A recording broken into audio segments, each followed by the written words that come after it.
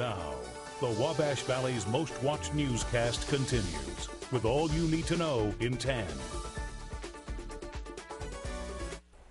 A man attempts to escape trouble by jumping onto a moving train in the Wabash Valley.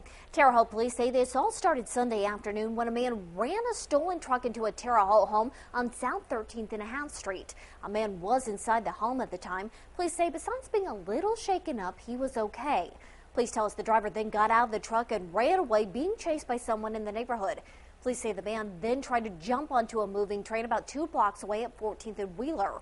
Witnesses say part of his foot was then amputated. It was only later that police realized the truck had been stolen. I actually had to call the owner. The owner thought it was still parked out in the driveway, and he's realized now that it's not there. We went ahead and took a stolen motor vehicle theft report from him, and the investigation is pretty much proceeding from there.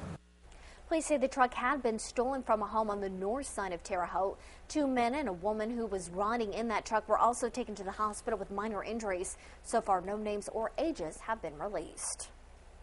Wabash Valley authorities find a meth ring at 2 locations after months of investigation.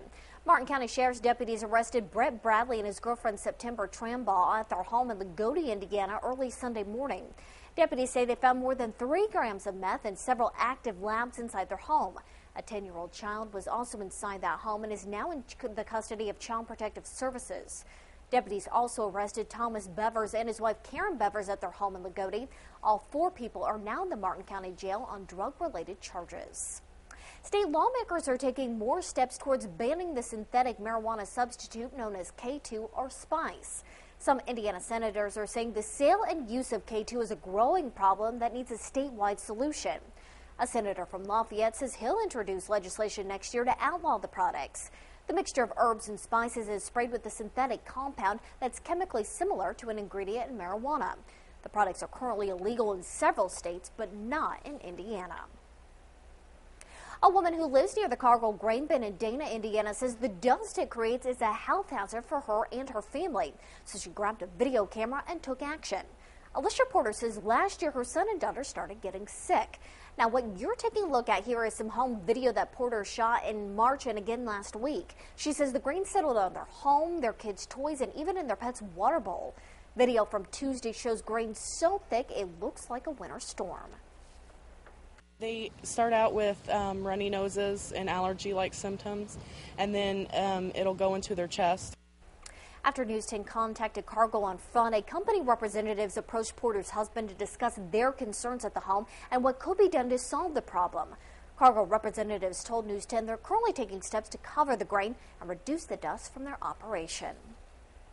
Some people in the Wabash Valley are making a difference for others this morning who are dealing with the effects of Hurricane Earl.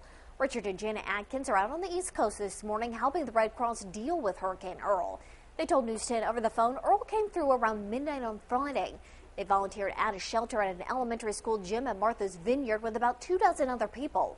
The hurricane lost strength before it came ashore, so the damage was a lot less than most people feared. They helped pass out some water and are now heading back to the Wabash Valley.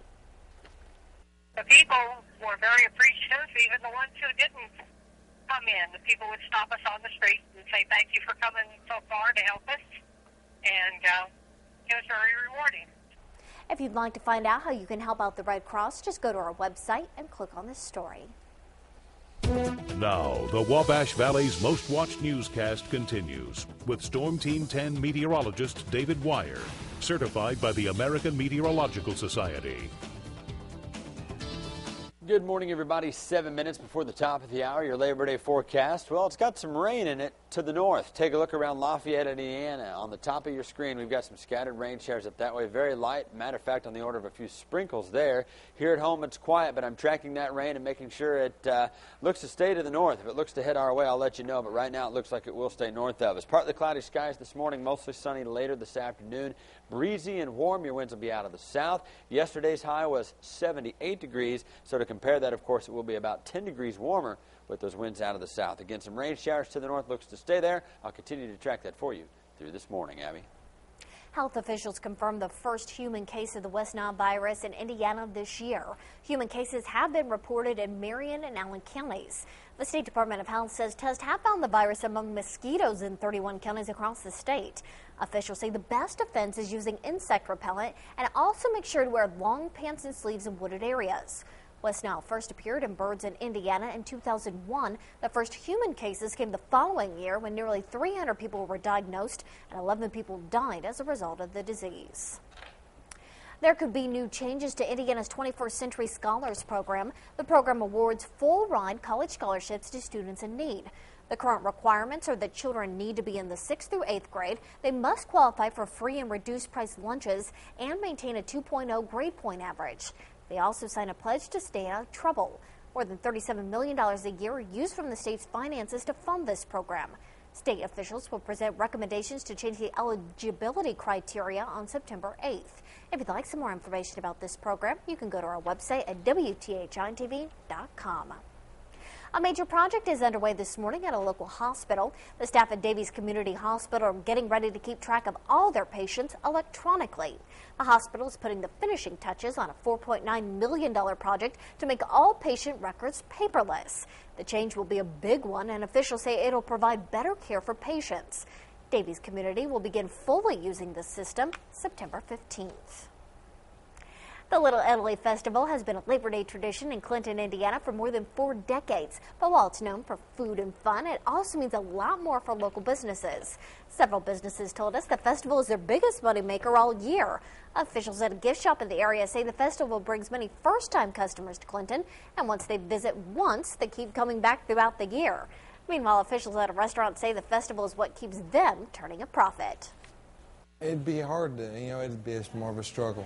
This is kind of the thing that bails us out and makes it a pretty profitable business. It is the busiest. Christmas is good and Easter, but this is probably the biggest. Of course, the Little Italy Festival isn't the only event going on in the Wabash Valley this Labor Day. For a complete list, take a look at our community calendar on our website at WTHI-TV.com. People are popping up from all over the Wabash Valley to enjoy a special festival. It's the 23rd Annual Popcorn Fest, and it's taking place in Casey, Illinois. Like the name says, the event offers loads of various types of popcorn, nearly 1,500 pounds. But the buttery treat isn't the only reason to stop by the festival. You can also find plenty of vendors, carnivals, and live music performances. It's easy to focus on the dollars and cents, but the real important thing about the Casey Popcorn Festival is the family. It's a nice place to spend a family weekend and create some long-term memories.